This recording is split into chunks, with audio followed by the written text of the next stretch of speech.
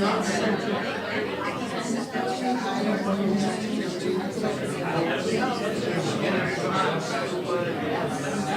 I did it like because I was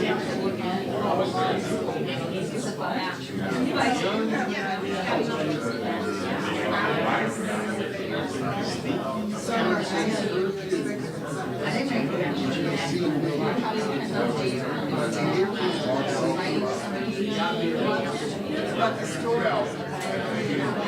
Oh, yeah.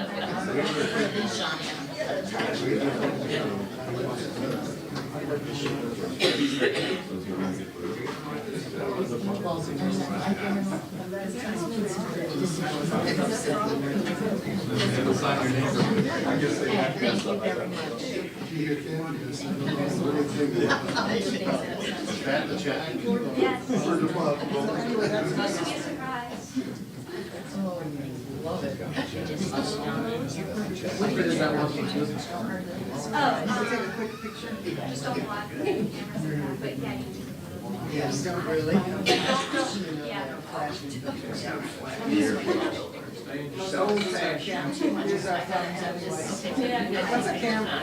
I'm waiting for this. I'm waiting for this. I know.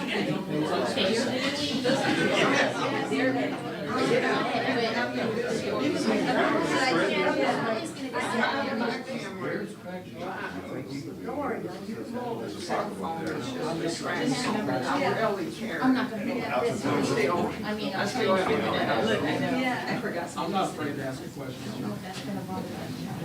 Asking how he feels. You're not a member of the media.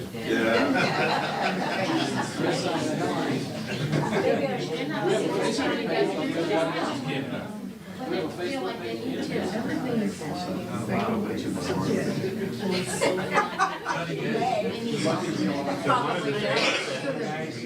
they should have chained them together. Oh, that would have been. We'd all be in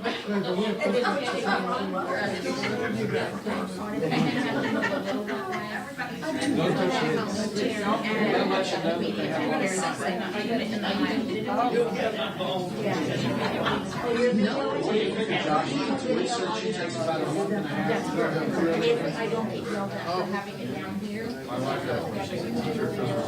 Because I have done. And she wanted pictures too, and I said, I'm much better.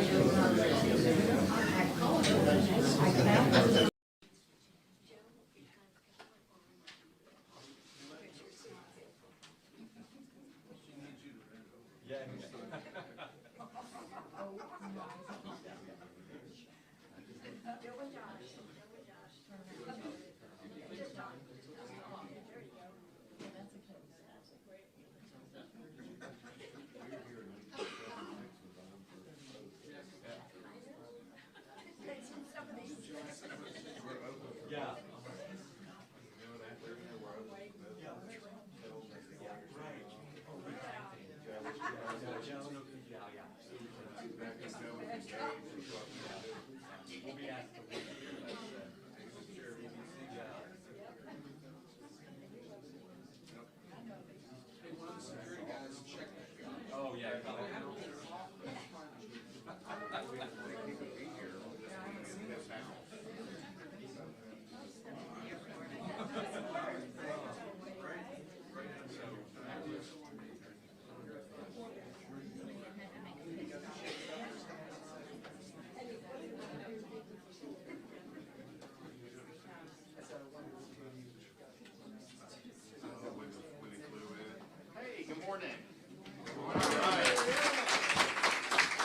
Well, good to see you. We're excited to be back in Citrus County. Normally, well, I take that back. I mean, we were in the area after Hurricane Idalia, helping out. You had a lot of local folks that did a great response on that, and we did provide help there. But normally, when we come to town, we're not coming empty-handed, and so that's today is another example of that. So we've got a good announcement to help the county continue to move forward. I think we have some great potential here. I'm happy to be joined here in Citrus County by the Florida Secretary of Commerce, Alex Kelly. We also have Citrus County Commission Chair Holly Davis, Citrus County Commissioner Rebecca Bays, other officials from across Citrus County, and I'm taking a huge risk with my governorship by having and turning over the podium to Senator Blaise Ingoglia later today. They told me not to do it, but I'm going to do it. Are you willing to make a prediction on the Florida-Miami game, and what's the point spread? Point spread is 2.5. I'm going to take the Gators to win. Okay. So we'll see what happens. We were, they had the Florida State start off in Dublin. Couldn't do it against Georgia Tech. Now to have Miami, Florida start the season, I don't think this has ever happened. I can remember. So this is going to be something that hopefully will be a good game. And I can sit here. I'm going to talk about some of the great things with Florida. Number one in education now, number one in higher education, number one in education freedom, number one in economic freedom, number one overall for economy 2 years in a row by CNBC, number one lowest per capita debt, state debt in America, all these different things. And we've achieved number one in so many things, but not college football. And I don't know how long most of you lived here. Guys like me that grew up here, in the 80s and 90s, you could set your clock to it. One team from Florida would be competing for a national championship almost every year, and sometimes it was all of them competing. And back in that era, if you had a playoff then, a lot of times the Florida team who may not have been in the one key bowl game at that time, that Florida team, whether it's FSU, Florida, Miami, they would have ended up winning the playoff back then. I mean, that's just the reality. And so you had so much talent and everything. And so Florida State had one loss last year at the start of season with a loss. We'll see with Florida. Very difficult schedule, very difficult conference. And then you have the NIL and the transfer and everything like that. It's hard to know what teams are going to be good now, because it used to be, hey, we got the junior quarterback. He's not going pro. He's coming back. This person. Now it's like, who's going to go to the transfer portal? Who are you getting in the transfer portal? And you really don't know, I think, until they start playing. So we're hoping to see some good things. But I mentioned yesterday, we did have from over in Seminole County, our Lake Mary Little League team won the entire Little League World Championship. That's pretty neat. So we're excited about continuing to move the ball forward here in Florida. I did mention some of the things that we've now made number one in. And when I was growing up 20 some years ago, nobody would have said we would be number one in education. Nobody would have said we'd be number one in higher education. We had tourism and we had agriculture, but no one would have said we would be number one in economy by CNBC. That just would not have been something that would have happened. And yet we've been able to do that. And part of it is because we get the policies right. People like Blaise and the legislature have done a great job. I mentioned the debt. Since I've been governor, all Florida history from the 1840s till I became governor, if you take the amount of debt the state accumulated, we've paid off 36% of that just since I've been in office. And we're going to continue to do more. The legislature provided funds for accelerated debt repayment. We can pay this down at cheaper prices a lot of times using different operations we can do on the open market and retire some of this. So the federal government isn't paying off any debt. They're adding debt. They're adding a lot of debt. And then in this budget, I get the budget. I had to do some line item vetoes to reduce, but we actually spent less in this current year's budget than we did last year's budget. Who is reducing spending anywhere in this country? Certainly not in Washington. They're not going to do that. But yet, even though we had a reduction in the top line spending, we had record investment in education. record increases in teacher salaries, record support for transportation and road building and infrastructure, record support for conservation and Everglades restoration and supporting natural resources. So all of that stuff is getting done that really is meaningful for a lot of people. Oh, no, by the way, we cut taxes by $1.5 billion, which is the second most in history because we did a little bit more the year before. And look, we don't have an income tax, which is great, and we never will as long as I have anything to say about it. But it's harder to cut taxes when you don't have an income tax. You just cut that top rate. We have to find. Right now, we're in the disaster preparedness tax season where you can go get the disaster supplies for tax-free. We did the Freedom Summer in July where you could have concert tickets, all the different events and outdoor stuff, recreation that was tax-free. And of course, we do the back-to-school holiday every year. So we do a lot of different things. So we've stood by taxpayers. We've made sure that we are fiscally responsible and we are built for the long haul. Look, I don't know what's going to happen with this election. I don't know what's going to happen with the national economy going forward. I can tell you, if you have somebody like Harris actually try to do something like tax unrealized gains, that will tank this economy.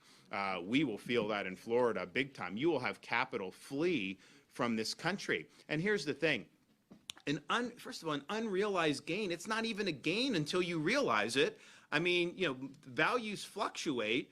And so maybe you buy a stock and in 2 years it goes up by 30%, but 2 weeks later it could be down 15% from that high. It's just, this is not something, until you sell it, you don't have on the open market, you don't. So the whole thing is ridiculous. But just think about, you have something, you have a home, and there's people in Florida that had nice homes, middle-class homes that maybe 5 years ago were worth $400,000, $450,000. Now some of those are worth $700,000, $800,000 have been sold. Some of them have doubled in value. People then sell the home. Okay, that's a gain. But just staying in your home, what taxing unrealized gains would be, it'd be like, okay, your neighbor's house just sold for 25% more than what it was valued at last year. Therefore, your house is worth that much more. So you have to cut a check to the government for the amount of the gain, 25% of the gain. It is absolutely insane that would happen. Now, what like Harris and the media say, oh, well, she only wants to do this for people that are making they're worth 100 million or something. It's not for normal people. Well, first of all, what I would say, they said the same thing when they introduced the income tax 100 years ago. They said it was just for Rockefeller and Carnegie and all these people. And now, how many people that are middle class pay income tax? They pay income tax. It hits you. So I don't think that that's necessarily comfort. I think once you try to introduce a concept like taxing unrealized gains, you're really opening Pandora's box. It's a massive increase in government power to be able to basically demand tribute just for you doing nothing, just simply holding an asset. If that fluctuates up, you have to pay. If it fluctuates down, government ain't going to pay you a check, right? So it's heads they win, tails you lose. So the whole thing is ridiculous. But let's just entertain that this would only be confined to people that are worth a really lot of money.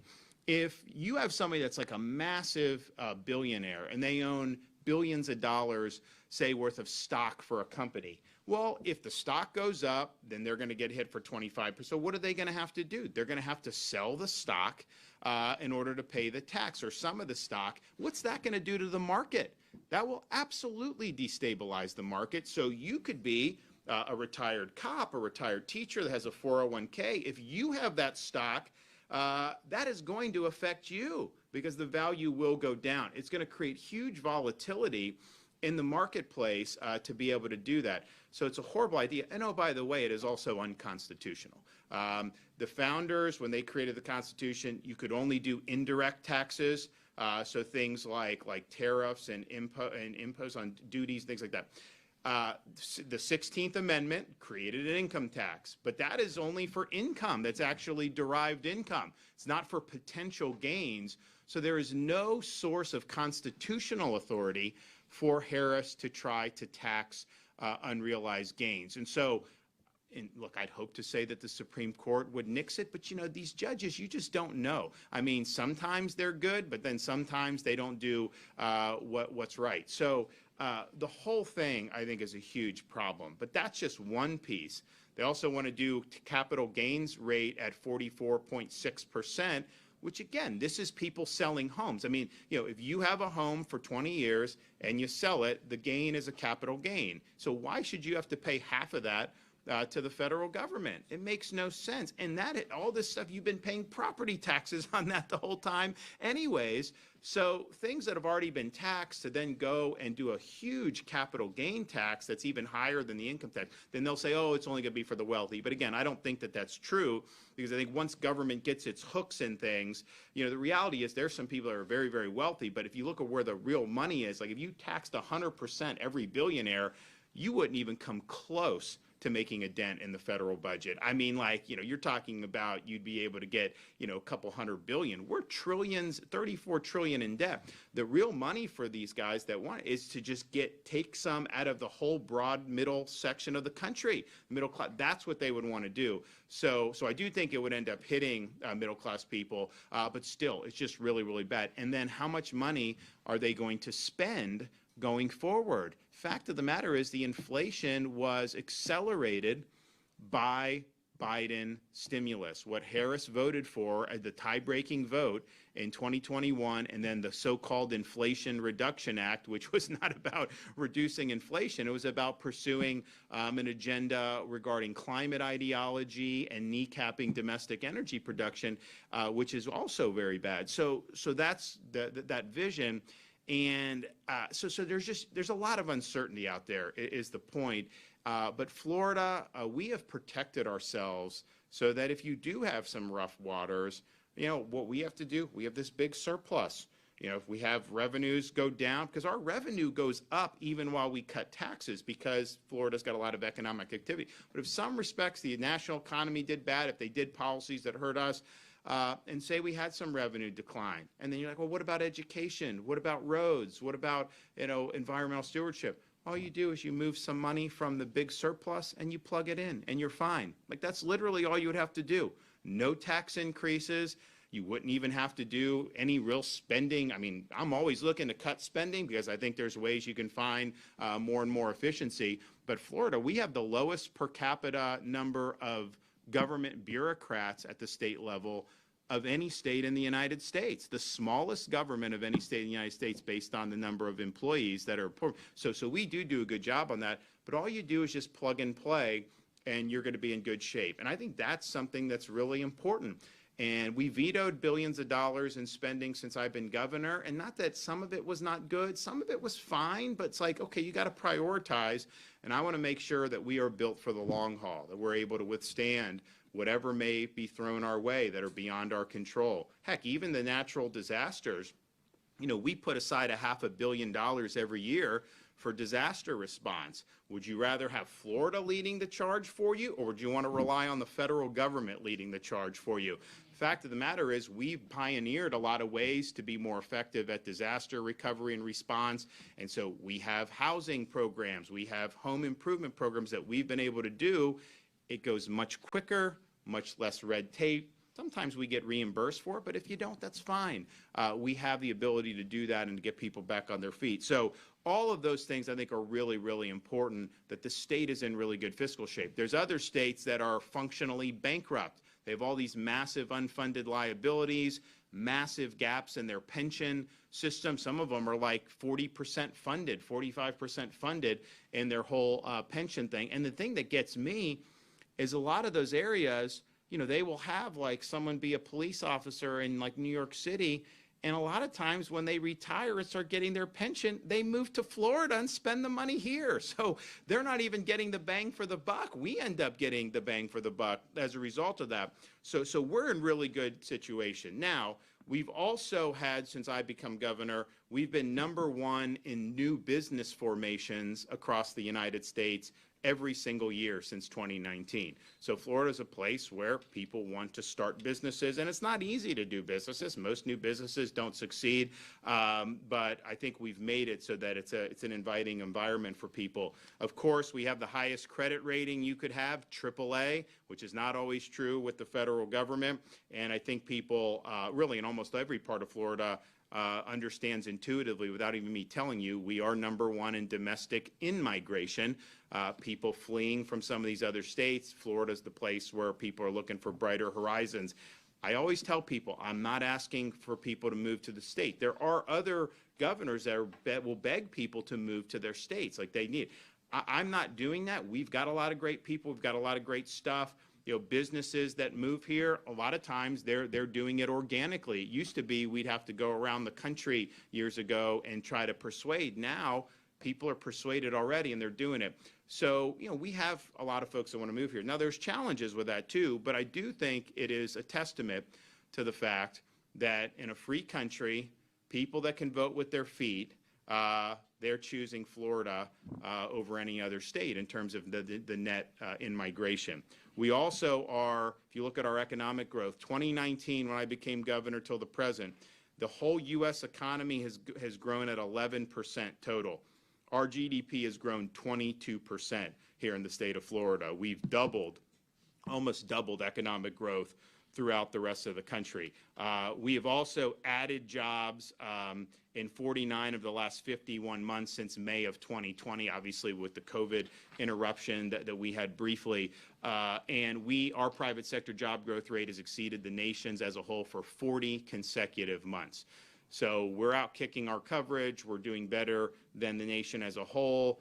We still feel the effects of these policies that we've seen out of Washington, but we've worked really hard to be able to mitigate. I mean, for example, our budget is $115 billion, $116 billion, somewhere in there.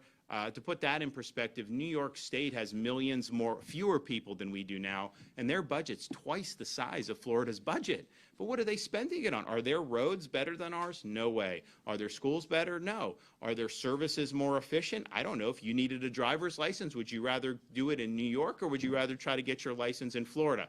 I mean, Florida would be better. Unless you're an illegal alien, then you're better off in New York getting it because we won't give you one, and they probably would put you up in a hotel and give you a bunch of benefits, but that's neither here nor there.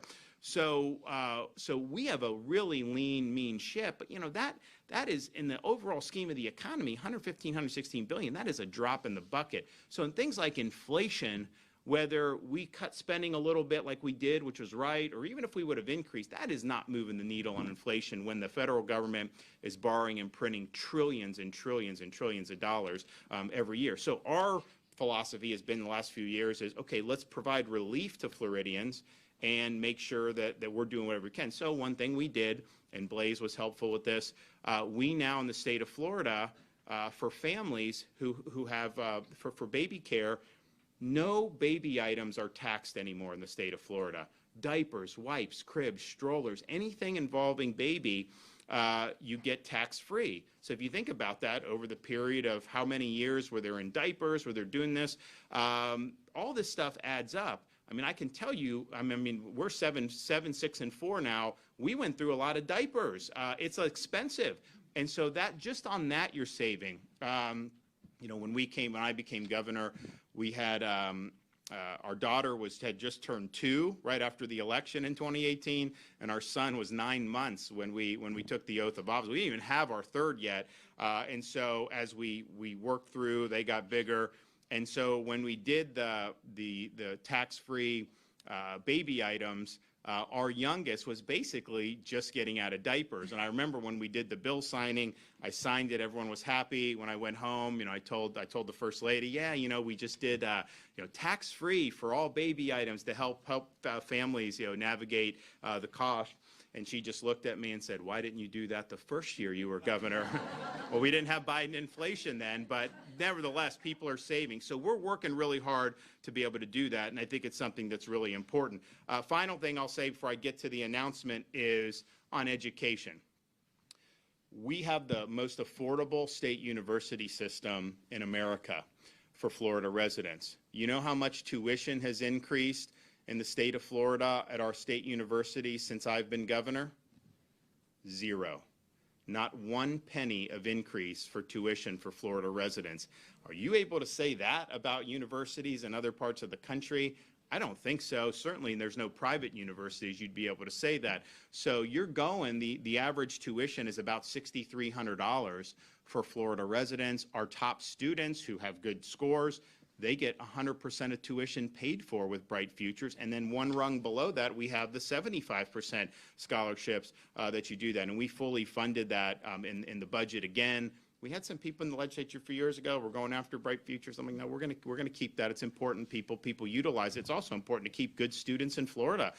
We're competing with some of these. They just did a ranking. University of Florida ranked really high. Did you see that one? Number 4. And then Wall Street Journal did one last year. They ranked University of Florida the top public university in America, which is a huge thing. So having, and we're also been very clear about what the missions of our universities are. The missions of the universities should not be indoctrination of students. It should not be imposing ideology. It should be pursuing truth, teaching our students to be able to think for themselves, and ultimately preparing all of our students to be citizens of our republic. So we embrace the Western tradition. We think that's been a lost art across higher education around the country. And so we have things like at the University of Florida, we have this Hamilton Center, where you have all these scholars that have been recruited, and this is going to end up being the premier center for the study of the Western tradition anywhere in the country. And it may already be, but it will be very soon if it's not. And so, as a parent, our mission at the university is not to undo what you've done for 18 years in terms of the values and what you've done with your kids, but to give them a good foundation for them to be able to be productive citizens and to think for themselves. And that has a lot of attractiveness to folks nowadays, because we're really putting a premium on academic rigor rather than ideological fads. And so many of these other universities have gone in this direction. And that's why you see things like Columbia University with what has happened at these campuses. Like, I don't know if it's going to flare up again now that, the northern schools aren't back in school yet. They usually get in back after Labor Day. But are you going to have more Hamas protests going around? Are they going to take the janitor hostage like they did at Columbia? Are they going to burn things down? Are they going to deface buildings? Are they going to do that? If they do it, I don't think any of those universities hold them accountable. In Florida, if you do that, you will be held accountable. We're making sure of that. The inmates don't get to run the asylum. Honestly, it's a privilege to be a student at one of these universities. You don't have a right to just conduct yourself in ways that are violating the rules of the community. And for too long, there was never any accountability. And I think a sense of entitlement developed among so many students. So we have that.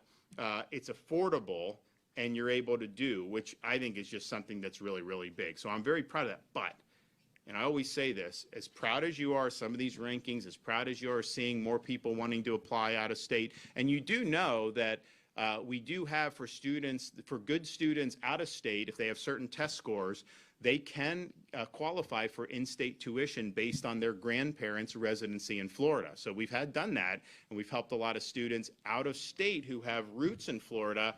And I think our goal is, if you're a really good student, we'll entice you to come, and then we'll keep you in Florida. So you do that. But I always say a 4-year brick and ivy university is not the only way to be successful in this country. It's not even the best way for many people. So we've worked really hard at workforce education. We set a goal in 2019 to be the #1 state in workforce education by 2030. We're getting there. We're getting there. And we've done huge increase in apprenticeships, huge increase in really tangible programs at our state college, throughout our state college system, but even working with the high schools. And we now, in this most recent budget, we actually have programs in middle school for vocational education. It used to be everybody would do vocational. Then they said, no, everyone's got to go to college. And that was kind of what people were saying for 20, 25 years. Well, what that's led to is that led to a lot of people go deep into debt at some of these universities, not even end up graduating. But then if they do graduate, the degree's in something like zombie studies. And so what does that end up doing? It's not, and then they end up working a job they could have at high school. So we want that pathway for people. Look, if you want to be a doctor, if you want to do certain, yes, do that. But there are a lot of great pathways where you can do very well financially if you have some of these concrete skills. So we've done everything from artificial intelligence, we've done things with aircraft mechanics, we've done things with commercial drivers like the truck drivers to produce more truck drivers, and it's really, really good. So one of the things we've utilized is this governor's job growth grant fund for workforce education, because I think that you can attract more investment in the state when people know that the state is committed to providing students with the types of tools needed to be able to perform in whatever industry comes our way. And so you have in the Space Coast of Florida, we have high school seniors that will get certified in aviation mechanics, and they can get hired right by Elon Musk's company, right out of high school. That's happened. Make pretty good money doing that. So we're going to continue to do workforce education with Job Growth Grant Fund. Now, today, we're bringing the Job Growth Grant Fund to Citrus County because I think the workforce is important, but there is a need to have the infrastructure that can produce growth in industry. And some places have it, some places may not. And there's a whole host of things you could do. I mean, we just did a road in the Space Coast on the other coast of Florida, to help connect the airport to this industrial center that is going to do really, really big things, but you needed that logistical piece to be able to do it. So we put in, what was it, $5 million, $5.5 million? So we put that in, build it, and do it. So this is a great fund. It's very nimble, and we're able to go and make good adjustments. And so Citrus County applied for an award under this because you have the Holder Industrial Park, which is trying to attract more and more investment. And so I'm proud to be able to say, I mean, this, first of all, Holder Industrial Park is designed, it's planned, it's shovel ready.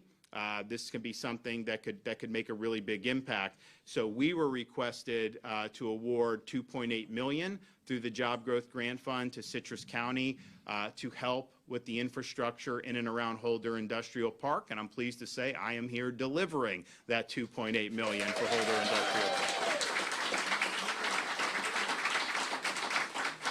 So this has an opportunity, has the potential to help facilitate some significant return on the investment. And we want to be able to empower communities to do that. It's a beautiful part of the world right here. I think that'd be attractive for a lot of people to want to work here and want to invest here. So we're going to do that. I'm also here because we're not too far away. So last year I was down in Citrus County after Hurricane Idalia. And you had a lot, people, they focus on where the storm actually makes landfall, which was in the Big Bend section of Florida. And we actually had Debbie do the same thing this year, almost the same exact track 1 year after that. Not as powerful, but still. But, with Debbie, we had flooding in Sarasota and Bradenton, far from where the eye of the storm crossed land. And it was similar when you had the flooding in this area. The eye of the storm did not hit this area. It was 100 to 150 miles, however much north of where it ended up hit, probably about 100 miles. And but yet you had it. And so we were down helping. You had a great response. We provided support. But that Idalia, and we've been doing things to help with Idalia ever since. Well, one of the areas that was kind of ground zero, just to the right of the eye of the storm, was up in Cedar Key. And so we have something called the Rural Infrastructure Grant Program. We are going to be able to award $2.5 million through our Rural Infrastructure Fund to Cedar Key to rehab 6 sewer lift stations within the city limits, which were damaged with Hurricane Idalia. And we're also going to kick in $620,000 to the town of Cross City to perform infrastructure and water quality improvements. And again, that grows out of what's happened in the aftermath of Hurricane Idalia. I think it was, is it tomorrow, the 1-year anniversary? Yeah, so that'll be a year that they've done that. So I think this is exciting what's going to happen in Citrus County. I know we've been helpful on some things in the past. We want to continue to work together at the local and state level to provide infrastructure, workforce training. Look, we're not, I tell people, it's like the state, we're not the ones actually creating the jobs. We're creating an environment so that you can have more manufacturing and more industry. And that ultimately develops. And when you have the infrastructure, you have the workforce, then it's something that you can do very well in. So why don't we present the check? So whoever from Citrus County would like to come up and accept this, we can make it happen. Okay, come on. You too? Okay. Come on. Don, come on, you worked so hard on Holbrook. And Ken Cheek. Ken Cheek. I think it'll look right on. All righty. You got it? Get over here. Oh, okay, let's move this way. Here we go. Heed the warning, don't fall off. All right, we ready?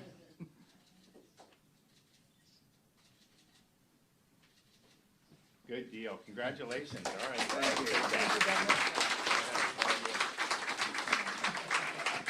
Thanks, Jeff. All right, we're going to hear from Alex Kelly, Florida Commerce.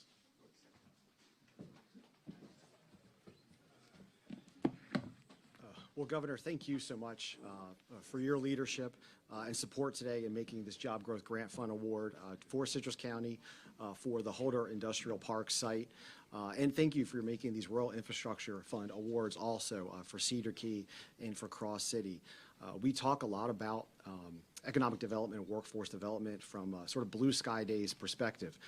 But as you were noting, Governor, and of course, as we well should, Florida is leading the nation in the world, really, in so many different ways from that point of view. But days like today are equally important, where we talk about economic growth, workforce growth, and in some respects bouncing back, right from a sort of gray sky days perspective, deep in the heart of communities like Citrus County and the region around.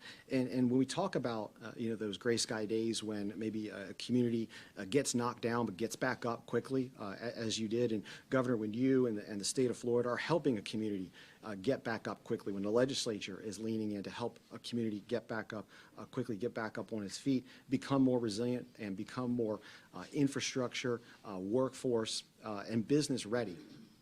Days like today are really a must-have celebration too.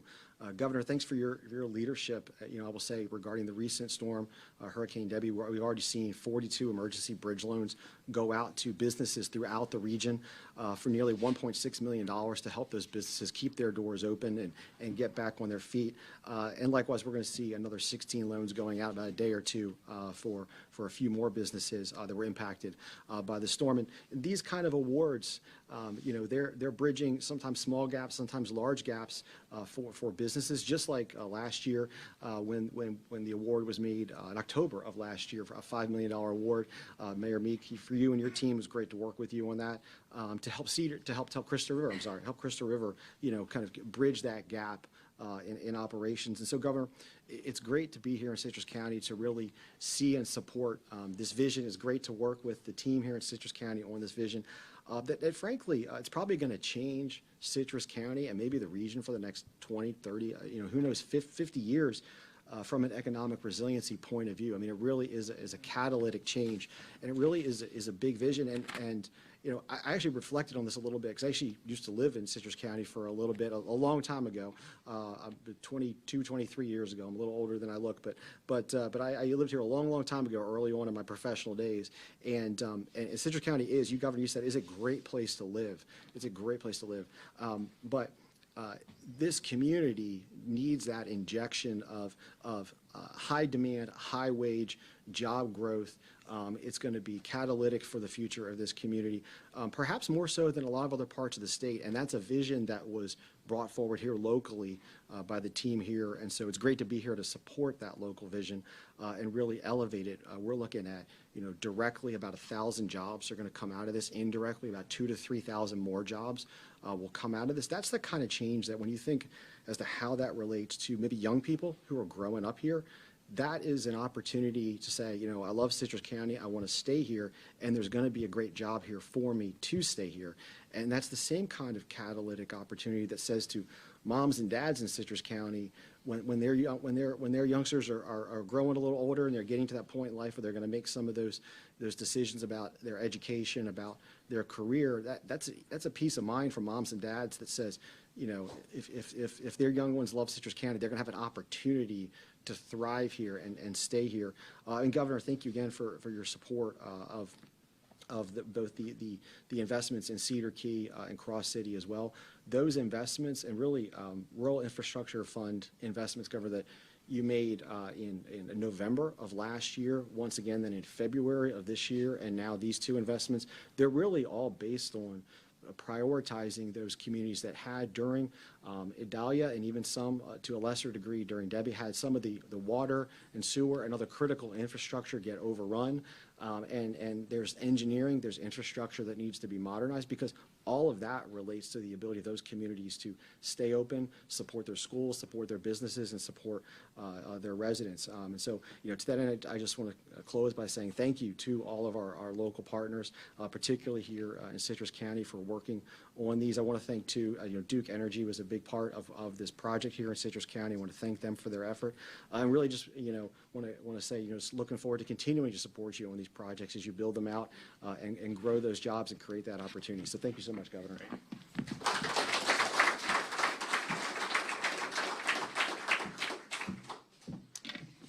Good morning. Governor, I just want to extend our deepest gratitude to you for coming down and awarding us this grant. I think you're probably the only governor that has ever physically came to our county and given us a check, and more specific for economic development. So thank you very much. And feel free to drop one off on your way through anytime you like. We'll take it. This truly is a pivotal milestone in economic development journey for our county. And I want to preface this by telling you a little story.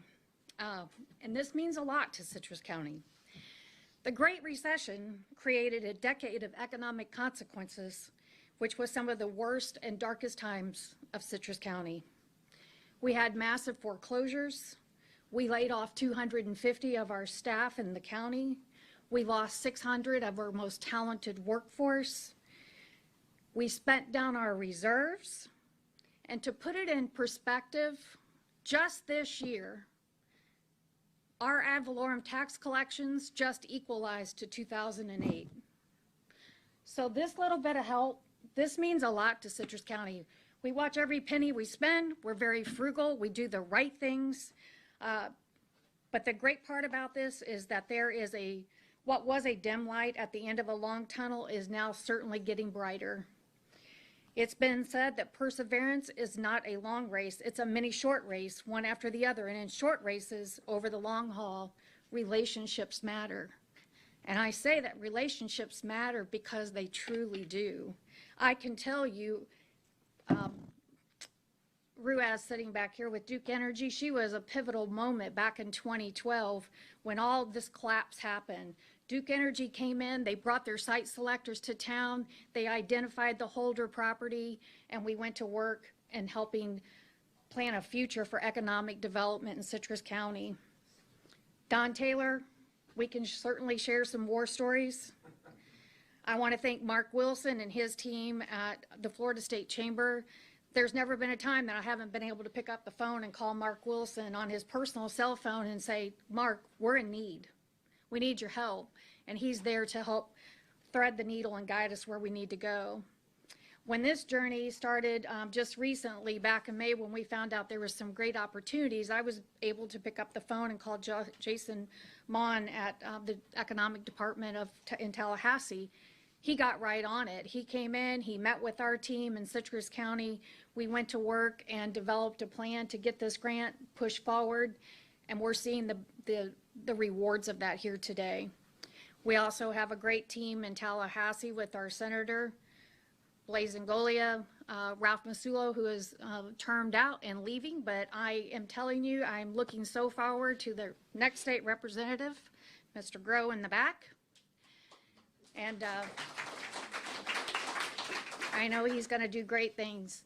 I also want to recognize Ken Cheek. He does our utilities. Believe me, he does a lot of work. He keeps us straight. We've been acknowledged for some of the best work in the region on our BMAP. So thank you, Ken.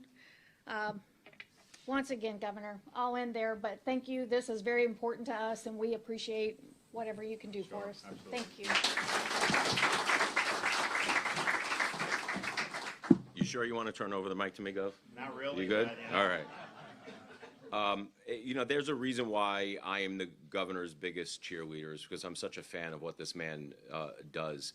And just speak a couple to what we're seeing here and to what he's done across the state. You know, there are a lot of people, politicians, especially in stark contrast to what you're seeing in D.C. You basically have somebody running on a campaign right now, basically giving free money to everyone, basically trying to buy votes. And that's not how you're supposed to govern. You're supposed to govern by creating the environment when you're incentivizing businesses to go and do it themselves. Governor, I thank you because now we've known each other almost a decade, 6 years as governor. This man is a true believer. He is a true believer that when you create the environment, people will come. He did it during COVID in such a way that people from across the nation all wanted to move into Florida. And he's doing it with business also, not by giving freebies away to businesses. What he's doing is creating the environment where businesses can come and make it easier to open up shop and create economic prosperity, not only for their businesses, but for the surrounding community and the people that they work for. So this is what this job grant does, especially here in Citrus County. But I also want to speak to, you know, where did the money come from? The money came from a pot of money that was appropriated by the legislature because we have that commitment to doing it. This governor has a commitment. But you have to think about, we still have a pot of money there to give out to communities and counties such as Citrus County to foster economic development, but we're still cutting taxes. Heck, as a finance and tax chair, just in the past 2 years, we cut $3.2 billion out of the budget, still putting a bunch of money away, and yet we still have this pot of money and able to do these things. But there's one thing I think that is very, very important for everyone here to know, is that this governor, when he signs the budget, he goes through and he makes sure that we are having the best use of our tax dollars possible.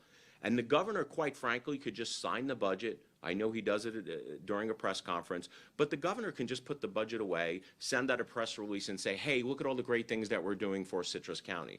Governor just doesn't send out the press releases. He shows up because he wants to see the faces in the communities that he's making an impact on. And that is a big deal. For somebody to actually show up and show everyone how much they care, this governor cares. I know firsthand. Governor, thank you for everything that you did.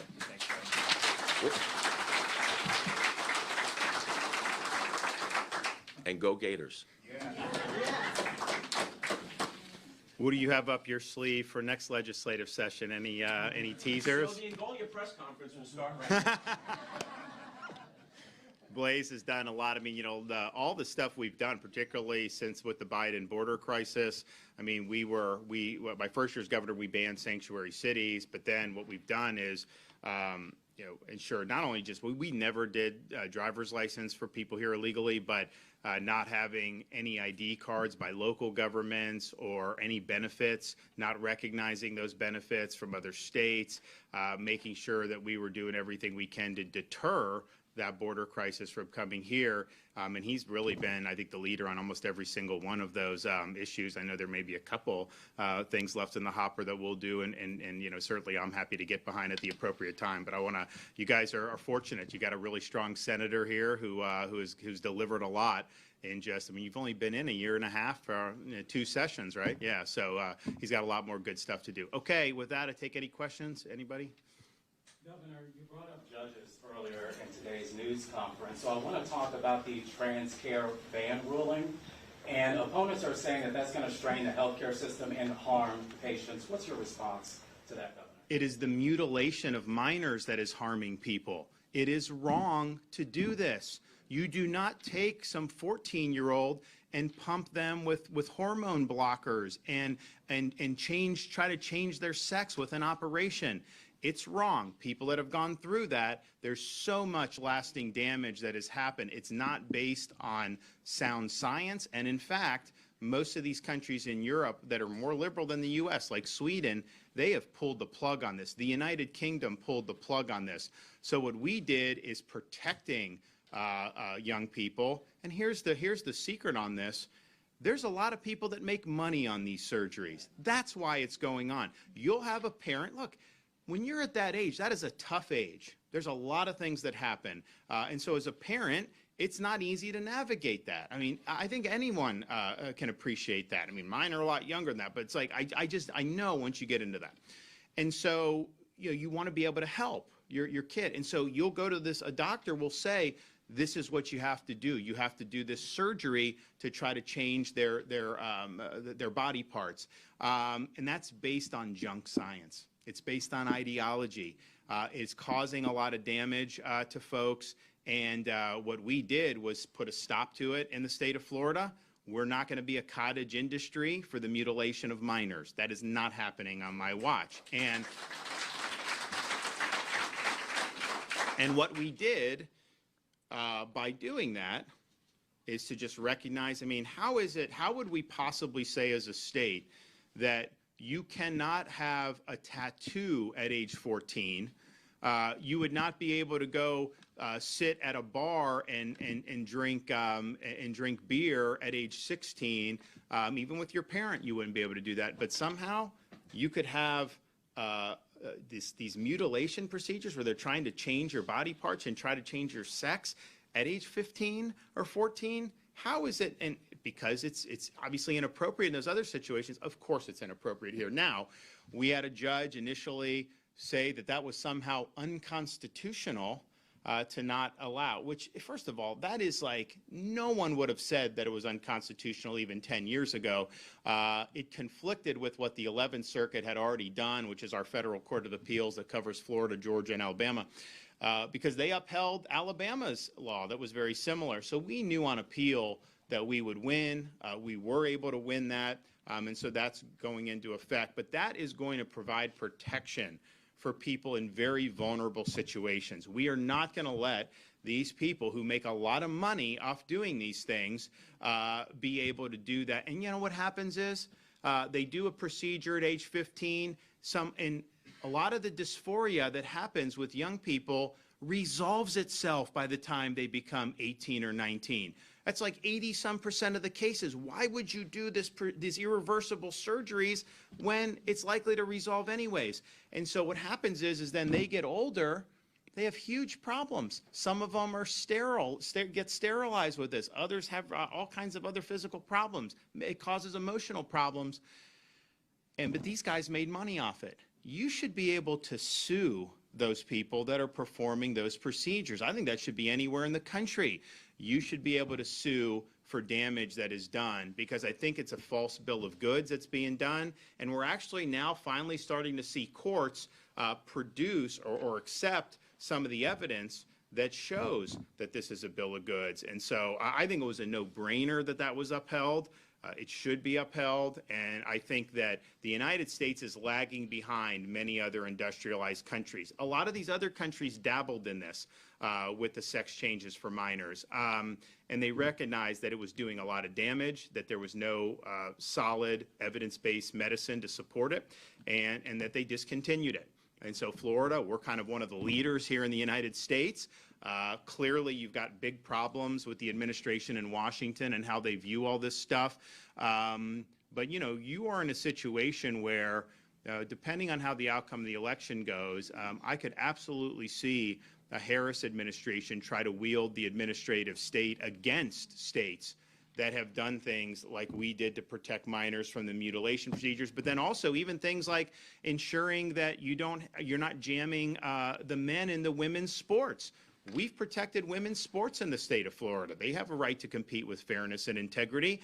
You can be someone, you're gonna swim on the men's team for 3 years, then switch to the women's team, and all of a sudden you're the national champion. People realize that's a total fraud, and it takes away opportunities for women. But I absolutely could see them trying to turn the screws on that. I mean, they threatened, when we first did our women's sports bill to protect women's sports, they threatened to withhold federal school lunch money from poor kids over this. And I'm just thinking to myself, you really want to see the boys compete against the girls so much that you're actually going to take away, you know, some of the school lunch money? I mean, it's just nuts. But a lot of it is motivated by ideology. It's not motivated by anything. And it's kind of a perverse view of so-called social justice, because you'll have people say, hey, you have this transgender athlete, usually a biological male who is identifying as a female, and they say it's justice that that person can compete against the gender that they conceive themselves to be, which, first of all, I don't really buy that in isolation even, but What about the justice for the 99.9% of the women athletes who now have to deal with this? Why aren't they ever consulted or considered on this? It's all about an agenda. Meanwhile, you've got a lot of people that have worked very hard, and they're left in the dust effectively on this. So, you know, I think that we just need to be right with what's true and factual, and we cannot get carried away by ideological agendas. And I think the medical industry, unfortunately, on this issue with the surgeries for the minors, you know, they've made a lot of money off it. The science is junk. But we also saw some of the nonsense they were spewing during COVID. You know, it's one thing to try to say something that you needed to do something, but when that obviously didn't work, you got to acknowledge it didn't work, right? I mean, to say that if everyone just wore a cloth mask for 6 weeks, COVID would end, which the CDC said, that was not true. And even when it was obvious that wasn't true, they kind of kept digging in. And so I do think that this issue of the surgery for minors is part of a larger issue where we've really seen the politicization of the medical establishment. We've seen the politicization of medical school education throughout this country. I think Harvard or Columbia, one of them, you know, they showed the medical school graduates taking the Hippocratic Oath, but it was basically like a woke Hippocratic Oath. It was talking about like race and gender and ethnicity and all this stuff. And I'm just thinking to myself, that is not how we used to train physicians, and yet you're seeing that seep in. So the state was right to do what we did. It's going to protect people. It's going to avert a lot of harm that's being done in other parts of the country. And legally, it was a no-brainer. This just is constitutional. This morning, an article that said, is DeSantis losing his grip on Florida? That's after, I guess, fellow Republicans have pushed back a little bit on. So first of all, I've never categorized as me having a grip on anything. I'm the governor, right? I discharge the duties of my office. I have the ability to set an agenda and deliver that agenda. And I can tell you, there's not another governor in the country that has delivered more than we have since I've been in. That's just the reality. Now, we've worked with people like Blaze in the legislature very well, and I think we'll continue to do that. But we're going to continue to be very, very successful. But I think the problem with like a lot of people, they try to make everything so political about, oh, you know, this person is dictating. No, the reason we've been successful isn't because I had a grip.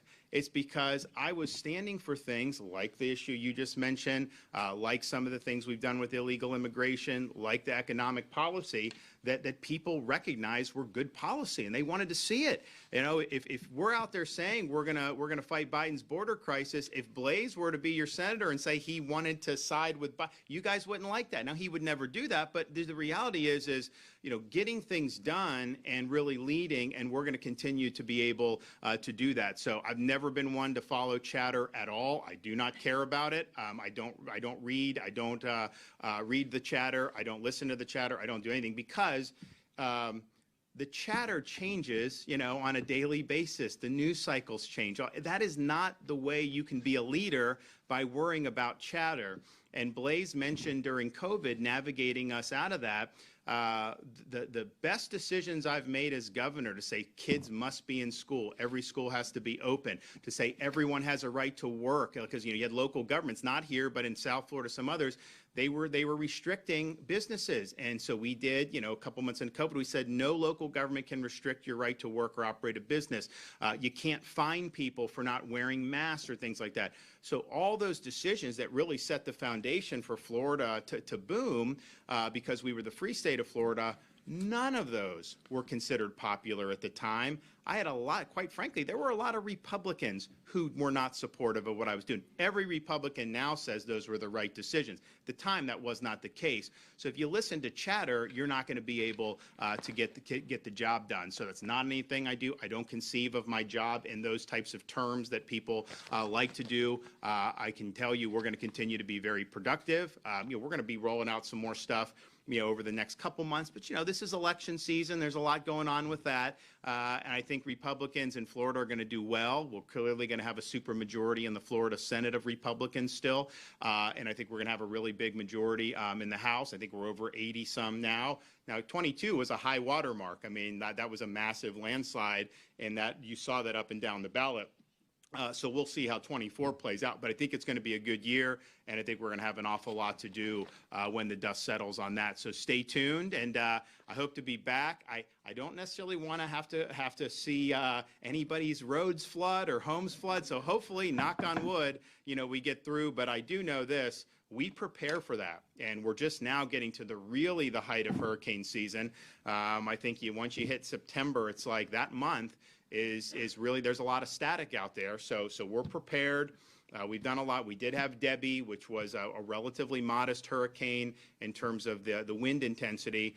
We know that there could be stronger, more frequent ones as we get into this period, and so hopefully doesn't happen, but we're always prepared for something major to happen. And I think there's no other way you can do it.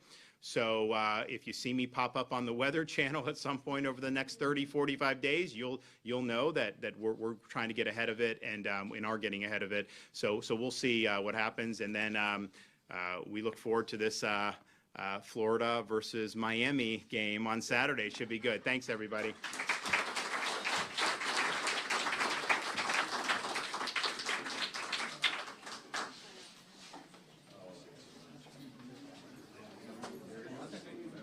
Take the money and run.